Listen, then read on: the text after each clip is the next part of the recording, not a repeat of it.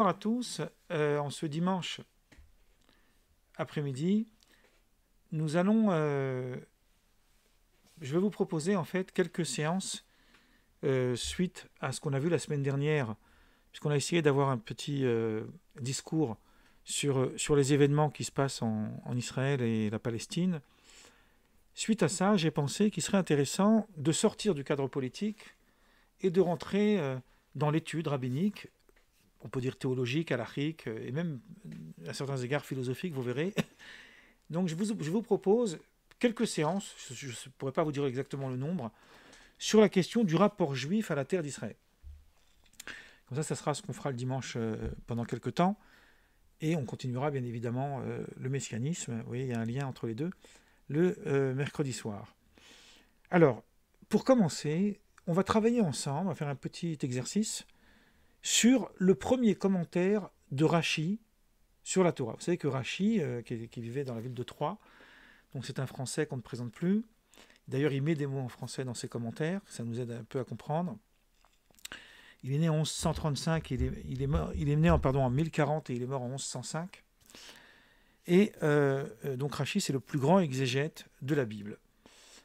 Il faut préciser une chose pour vous aider à comprendre ce qui va suivre. Le but de Rachi, c'est lui-même qui met son propre but dans ses commentaires, c'est d'essayer d'expliquer ce qu'on appelle le pshat, c'est-à-dire le sens cohérent du texte. Or, Rachi ne fait pas que du pshat. On fera peut-être plus tard une séance pour expliquer juste ça. Là, je vais très vite parce que j'ai besoin qu'on arrive à notre leçon. Parfois, il fait aussi ce qu'on appelle du midrash, c'est-à-dire qu'il fait de l'interprétation, ce que Lévinas appellerait l'au-delà du verset. Bon. Mais simplement, lui-même, il dit que lorsqu'il a recours au midrash, ou à la Haggadah, la narration, le récit, etc., et même la halacha, c'est souvent le cas, ça n'est que parce qu'il considère que cette approche peut aider à avoir une meilleure compréhension du sens cohérent, c'est-à-dire du pshat. Donc il a toujours ce phare, cette exigence d'être cohérent avec le texte. Et là, bizarrement, dans son premier commentaire, il nous embarque dans un midrash qui, a priori, semble un peu nous éloigner beaucoup du sens du verset. Alors, comme je l'ai dit tout à l'heure, Rachi, si on fait une lecture hâtive et qu'on n'est pas vraiment dans le contexte, qu'on n'est pas dans le sujet, parce qu'on peut avoir lu des livres sans rien y comprendre, ou en tous les cas en n'y comprenant pas grand-chose, on peut croire que Rachi ne fait rien d'autre qu'une compilation. Puisque tout ce qu'il dit, ça a déjà été dit avant lui, quasiment. Hein. C'est très rare, ça arrive, mais c'est rare, où lui, il donne son propre avis. Mais en réalité, il n'y a rien qui est plus faux. Parce que la sagesse de Rachi a été non seulement de choisir les textes qui correspondent exactement à la préoccupation du lecteur, mais en plus de modifier le texte de référence, parce que c'est cette modification c'est là où il innove, si vous voulez. C'est parce qu'il modifie le texte qu'il apporte un éclairage différent de ce que le texte à l'origine veut nous dire. Et c'est ce que nous allons voir à travers cette étude. On va commencer tout d'abord par lire, alors là, il n'y a rien de plus facile, par lire le premier verset de la Torah. Donc le premier verset, je vais vous partager cette page, vous allez voir. Alors, le premier verset de la Torah, donc, le temps que ça arrive, qu'on ne présente pas, Genèse 1.1, qui nous dit « Au commencement, Dieu créa le ciel et la terre. » Donc au commencement, Dieu créa Bereshit, bara Elohim, et Hashamayim, et Haaretz. Ce commentaire, en fait, au commencement, Dieu créa le ciel et la terre. Voilà. Vous avez ici 3 colonnes. Alors ceux qui verront la vidéo ne l'auront pas, mais c'est pas grave. Vous avez le Rashi à gauche et vous avez ses sources. Donc on pourrait en repérer d'autres, mais elles sont les plus importantes. Nous avons repéré, enfin c'est pas moi, hein, c'est les commentateurs qui le disent, 2 sources où Rashi s'est appuyé. Une source du Midrash Tanhuma, qui est un Midrash qu'on attribue à un rabbin qui s'appelait Rabbi Tanhuma. C'est un Midrash assez court. Et le Midrash le plus connu, qui est le Midrash Rabbah. Il y a une partie qui a été traduite en français. Là, je ne l'ai pas dans la bibliothèque parce que je l'ai déplacé tout à l'heure. Et on va voir. D'abord, on va s'intéresser à Rashi. Rashi, on va le lire, c'est très simple. Regardez ce qu'il dit. La Torah, il cite un rabbin qui s'appelle Rabbi Yitzhak. Alors certains disent, vous allez voir pourquoi c'est important comme cette remarque, n'oubliez pas que c'est comme ça qu'il introduit son commentaire. Hein. C'est-à-dire que c'est le premier commentaire de Rashi qu'on a dans la Torah. C'est le premier qu'on étudie, en fait, si vous voulez. Il cite Rabbi Yitzhak parce que Rabbi Yitzhak, ça ferait allusion à son père. Parce que Rashi, c'est un acronyme, Rabbi Shlomo ben Yitzhak, fils d'Isaac. Rashi. Donc Rashi, il dit, Rabbi Yitzhak, il dit, ou Rashi rapporte que Rabbi Yitzhak a dit, la Torah n'aurait dû commencer qu'à partir du verset, ce mois-ci sera pour vous le premier des mois. Le moment où les Hébreux sortent, enfin, ils sont sur le pas, le seuil de sortir d'Égypte, il y a une révélation qui commence maintenant, et Dieu dit à Moïse de sanctifier ce mois-là, qu'on appelle le mois de Nissan, on en a déjà vu, c'est problématique, comme étant le premier mois du calendrier juif. Vous savez que les Juifs, ils ont deux, enfin en fait ils en ont plus, mais ils ont deux nouvel an globalement. Ils ont un nouvel an des mois, qui est aux alentours d'avril, donc Nissan, et ils ont le nouvel an des années, qui est aux alentours de septembre, donc Tishri. Bon, revenons à nos moutons. Le verset 12.2 Exode, ce mois-ci sera pour vous le premier des mois, c'est le premier commandement ordonné à Israël. Il n'y avait pas avant un commandement que Dieu aurait donné à Moïse, qu'il aurait donné au peuple. Il y avait des commandements avant, il y en a 3 dans la Genèse, on verra ça plus tard. Mais le premier commandement qui a été donné à un peuple organisé, c'est celui-là. Par exemple, la circoncision, elle a été donnée au départ qu'à Abraham, et lui, il a transmis à ses descendants. Alors, pour quelle raison alors la Torah débute-t-elle par recommencement? Donc la question est claire. Si je prends la question tout de suite, je l'analyse, une analyse rapide, on va rester avec ça d'ailleurs jusqu'à la fin. Si la Torah, comme on trouve, c'est une expression qu'on retrouve dans les évangiles, qui est de mon point de vue la meilleure expression possible, s'appelle la loi, d'accord? Donc elle devrait dicter des lois. Alors effectivement, il y a un récit. Les lois ne sont pas comme ça désincarnées, elles sont racontées à travers une histoire. Il y a un peuple qui vit des pérégrinations, mais il y a un livre qui a priori pose problème. Et d'ailleurs, j'avais prévu de travailler là-dessus le dimanche, mais je ferai ça après qu'on finira le problème de la terre, parce que là c'est d'actualité. C'est-à-dire de parler de qu'est-ce qu'on entend par la Torah. Qu'est-ce que c'est que cette idée? C'est quoi cette notion? Qu'est-ce que ça veut dire? Puisque la Torah, qui représente ici, au sens restreint bien évidemment, le Pentateuque, les 5 livres de Moïse, contiennent un livre qui a priori n'a rien à faire là, qui s'appelle la Genèse. Puisque tout le livre de Bereshit, il n'y a pas encore ni Moïse, ni de peuple d'Israël organisé, et ni de révélation. Donc, Rashi nous dit qu'on aurait dû directement commencer par là, puisque c'est le premier commandement. Donc, pour quelle raison la Torah alors débute-t-elle par recommencement? Réponse de Rashi. Parce qu'il est écrit, n'oubliez pas qu'on travaille sur le sujet, le rapport juif à la terre. Hein, bon. Parce qu'il est écrit, la puissance de ses œuvres, il l'a révélée à son peuple afin de lui donner l'héritage des nations. C'est un verset dans les psaumes 111.6. Car si les nations du monde venaient nous dire, vous êtes des voleurs, car vous avez conquis une terre qui appartenait aux 7 nations, il y avait 7 peuplades qui vivaient en terre de Canaan au moment où Josué est venu conquérir cette terre, on leur dira, non, toute la terre appartient à Dieu, au sein béni soit-il, bon, il l'a créée, il l'a donnée à celui qui trouve grâce à ses yeux. C'est par sa volonté qu'il l'a donnée à eux, et par sa volonté qu'il la leur a reprise et l'a donnée à nous. Bon. Maintenant, avant que j'analyse ce texte, on aurait eu besoin de plus de temps, mais on va essayer de se débrouiller, on va essayer de s'en contenter. Je vais vous montrer quelque chose d'assez original. La première source que vous avez ici, Midrash Tanhuma, les premiers mots sont exactement les mêmes, à quelques différences près, mais si on traduit, on va traduire pareil. Rabbi Yitzhak dit, la Torah n'aurait dû commencer qu'à partir du verset « Ce mois-ci sera pour vous le premier des mois ». Pour quelle raison alors débute-t-elle par recommencement? Et là où il y a la réponse, le Midrash ne répond pas. Il dit simplement, parce qu'il est écrit, la puissance de ses œuvres, il a révélé à son peuple, afin de lui donner l'héritage des nations. Donc nous avons une question avec une partie de la réponse. Rachi ajoute un très long texte, car si les nations du monde venaient nous dire, etc., vous êtes des voleurs parce que vous avez conquis, qui n'est pas dans le texte du milieu, vous voyez. Et si vous allez dans la troisième colonne, le Midrash Rabbah, qui est le plus classique des textes midrashiques, c'est celui qu'on cite le plus. Déjà, on cite un autre auteur, d'où l'idée que je vous ai dit que Rabbi Yitzhak, ça faisait allusion au père de Rachi. C'est un clin d'œil. Mais là, on cite Rabbi Josué de Sirnin, au nom de Rabbi Lévi. Il commence directement par le verset des psaumes.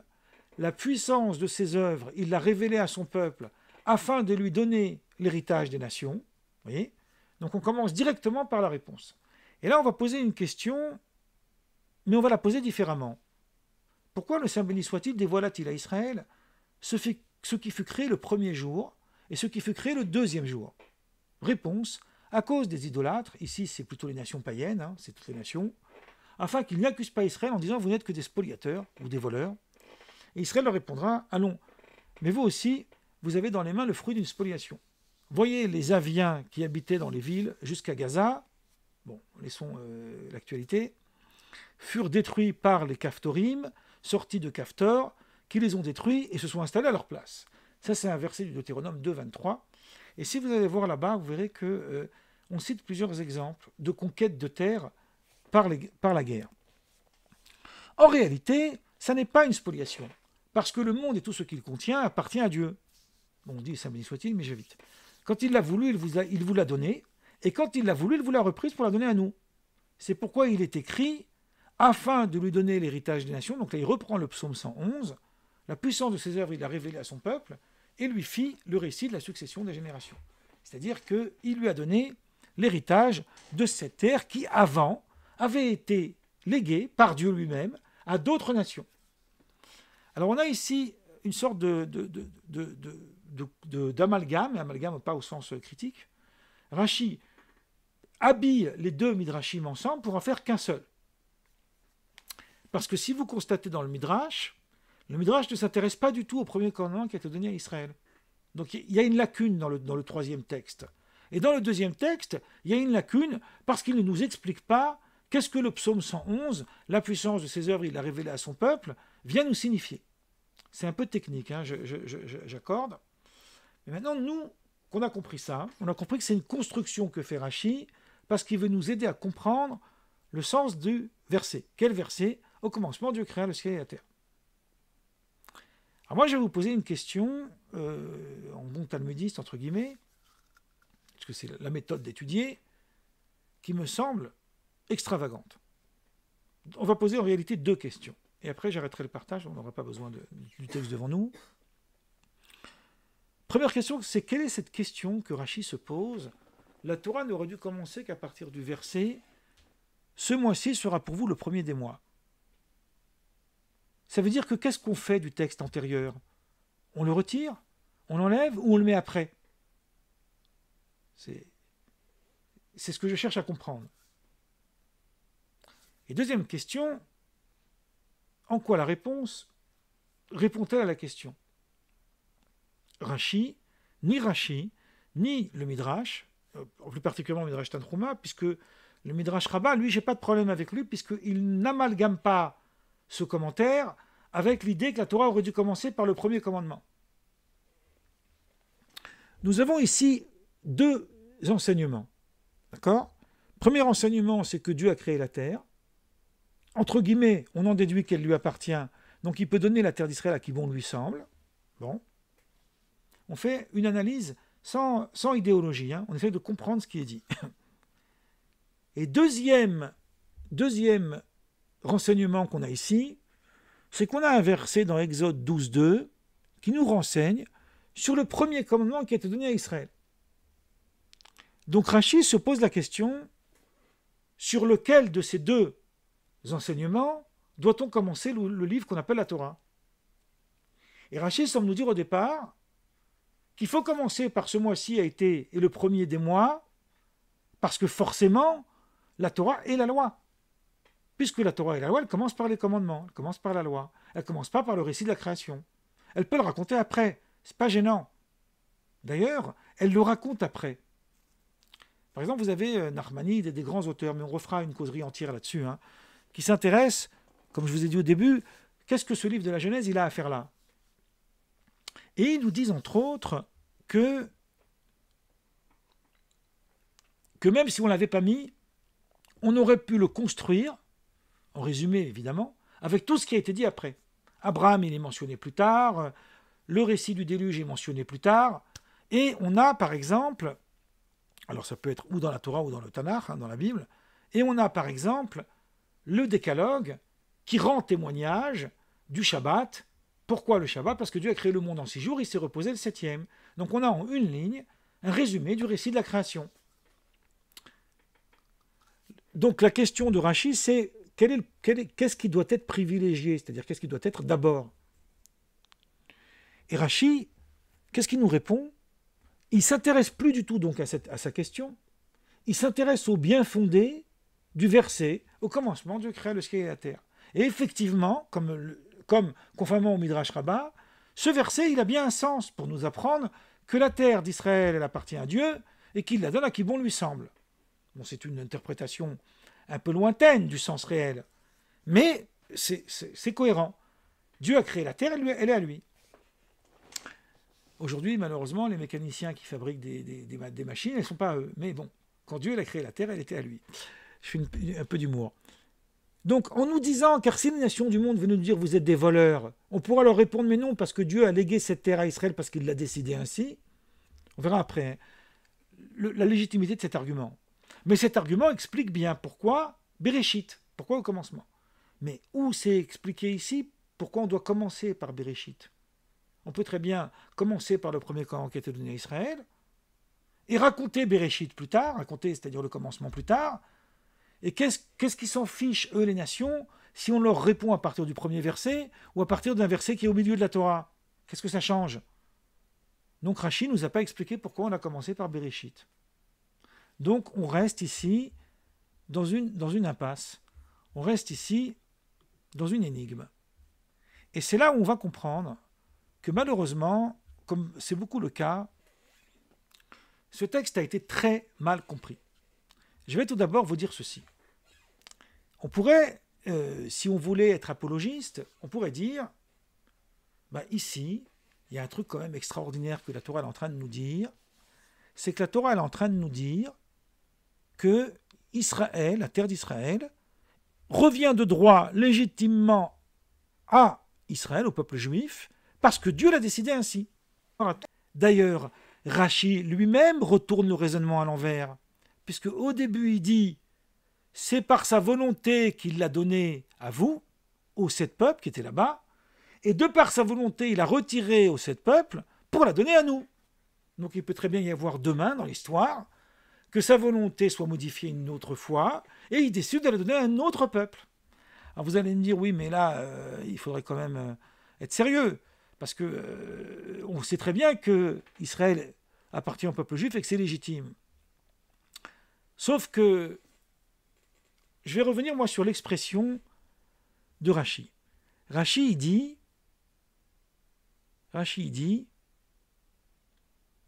car si les nations du monde venaient nous dire, vous êtes des voleurs, car vous avez conquis une terre qui appartenait aux 7 peuples, on leur dira, toute la terre appartient à Dieu, il l'a créée, il l'a donnée à celui qui trouve grâce à ses yeux.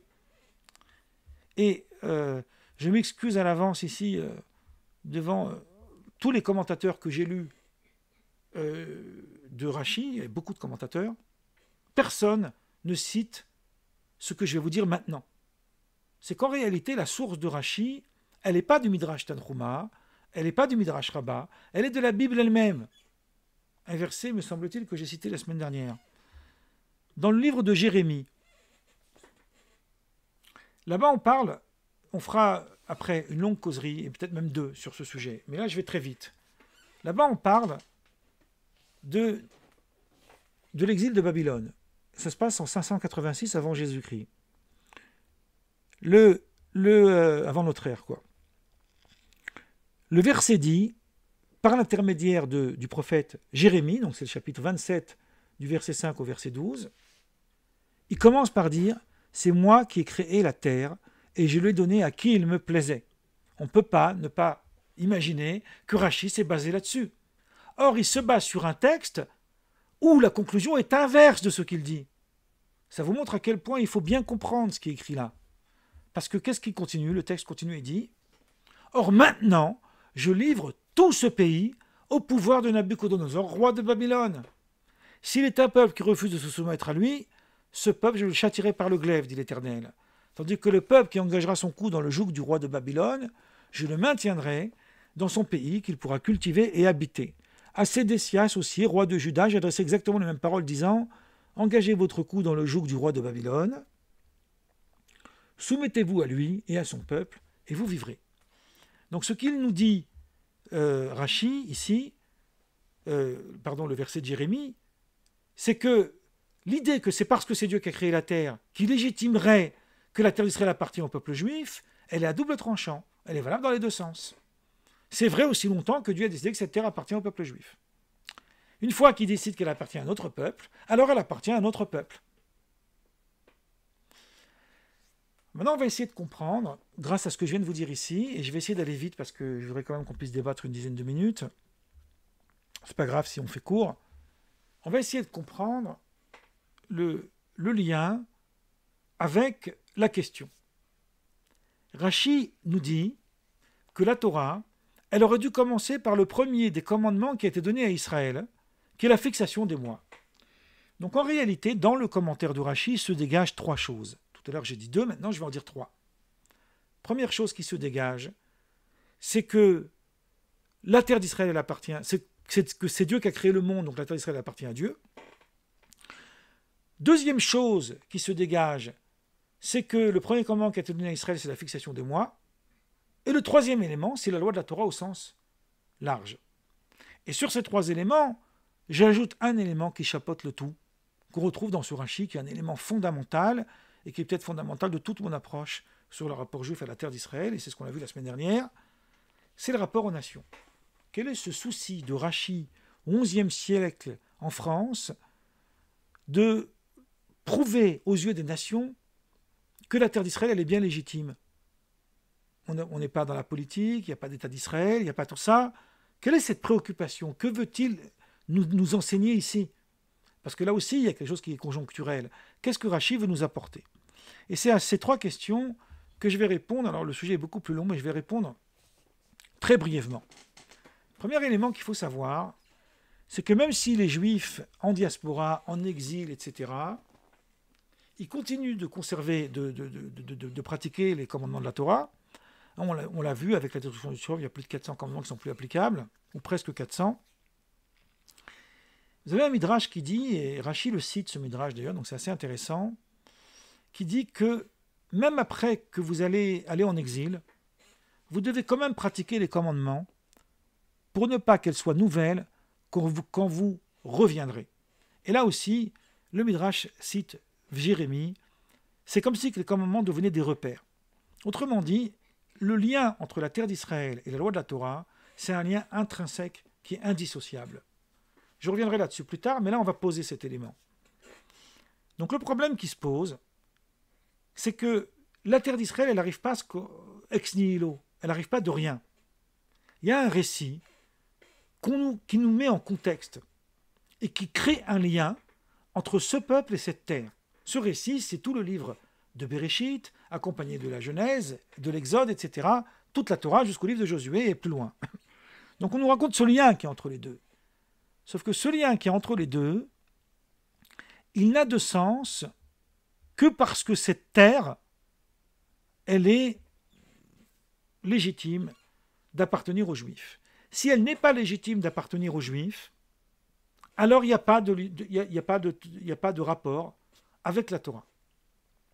Or, les mitzvot de la Torah répondent à une autre logique, qui est celle d'un peuple. C'est-à-dire qu'il y a un peuple ici, une nation qu'on appelle la nation d'Israël, qui, lui, se fonde à partir d'une existence commune. Et cette existence commune, elle puise son premier principe dans l'organisation de sa propre vie. c'est-à-dire dans le fait d'établir un calendrier. Une fois qu'on a établi un calendrier, c'est-à-dire qu'on s'est inscrit dans le temps, donc on peut aussi, maintenant s'inscrire aussi dans un lieu. Donc en réalité, la fixation des mois, ce n'est pas un commandement secondaire. C'est ce commandement qui fabrique ce peuple. Il fabrique ce peuple parce qu'il est le préalable à l'entrée de ce peuple en terre d'Israël. Donc puisqu'il est le préalable, il faut que l'appartenance de cette terre soit légitimée par les nations, qui légitimeront aussi la fixation des mois d'Israël, parce que c'est ça qui fonde la nation juive. Donc ce sont les trois éléments fondatrices de la nation juive. Et maintenant on comprend pourquoi Rachi commente ça au tout début de son livre, parce que c'est carrément le commentaire le plus important de tout ce qui va suivre. Sans ça, toute la Torah n'a plus de sens. Et maintenant vous allez voir une chose assez extravagante, là aussi je n'ai pas vu les commentateurs citer ça. Là je vous ai cité le lien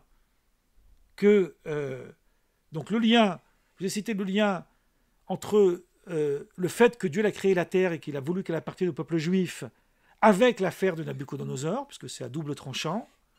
Je vous ai montré le lien qu'il faut que ce soit légitimé par les nations, par le fait qu'il légitime qu'effectivement elle revient bien à Israël de droit. Et là je vais vous donner un troisième lien qui est en rapport avec la fixation des mois. Vous avez dans le Deutéronome, chapitre 4, verset 6, qu'est-ce qu'il nous dit? Il nous dit « Observez-les et pratiquez-les, car elle est votre sagesse et votre intelligence pour les yeux des peuples. » La Torah, elle est considérée comme étant une sagesse qu'on montre aux nations, si vous voulez. Elle est une sagesse aux yeux des peuples. Et les peuples, quand ils verront cette sagesse, ils diront « Elle ne peut appartenir qu'à un peuple sage. » C'est pas moi, c'est pas de l'apologie que je fais. On a des idiots partout. Mais sauf que c'est le verset de la Torah. Mais ce qui est très intéressant, c'est que ce verset, on pourrait l'utiliser d'une façon apologétique. On est en train de nous dire que la Torah, c'est une œuvre intelligente. Bon, peut-être. Ça se discute. Certains diront oui, mais pas toujours. Bon, admettons qu'elle soit intelligente. Mais là, le Talmud, dans le traité Shabbat, page 75, lui, il dit, de quoi ça parle ici? Il dit, ça parle de la fixation des mois. Pourquoi la Torah elle est désignée comme une science? Parce que elle a fixé les mois à travers l'astronomie. Et voilà ce que dit le texte. Celui qui connaît l'astronomie mais ne pratique pas cette science est désigné par le verset, Isaïe 5,12, il ne prête pas d'attention à l'œuvre de l'Éternel et ne voit pas le travail de ses mains. L'homme a le devoir d'étudier l'astronomie parce que c'est ça la sagesse aux yeux des peuples. Or, quelle est la sagesse et la science que reconnaissent les peuples? L'astronomie, parce que c'est l'astronomie qui nous permet de fixer les mois. Donc ça veut dire que c'est parce qu'on a réussi en fait à fixer les mois qu'on a pu être légitimé comme nation. Alors, c'est pas que c'est générique, hein, évidemment. Donc, parce qu'on a pu être légitimé comme nation, donc maintenant, revient de droit l'idée que puisque la terre, elle appartient à Dieu, une fois qu'il est organisé comme peuple, et que c'est reconnu par les nations du monde, ça ne lui est pas acquis par le vol, hein, l'histoire de spoliation, rappelez-vous, et bien là, dans ces cas-là, on peut comprendre qu'il est préférable de commencer par le commencement, Dieu créa le ciel et la terre, que de commencer par la fixation des mois. Parce que si on avait commencé par la fixation des mois, on n'aurait pas compris en quoi c'est légitime. Pour que la fixation des mois ait un sens, il faut qu'il y ait un préalable. Parce que le but, c'est la pratique des lois de la Torah, c'est l'organisation juive, on pourrait le dire comme ça. Et cette organisation juive dépend d'une chose, elle dépend de son rapport à la terre. Donc le rapport à la terre, ce n'est pas un rapport politique, ce n'est pas un rapport nationaliste, c'est même pas un rapport territorial. C'est un rapport qui est lié aux commandements, qui eux-mêmes sont liés au temps, à travers la fixation des mois et la fixation des saisons, etc. Et c'est tous ces éléments qui représentent une sagesse aux yeux des nations. Voilà, j'ai pris un petit peu plus de temps que d'habitude. Là, je vais m'arrêter là. Et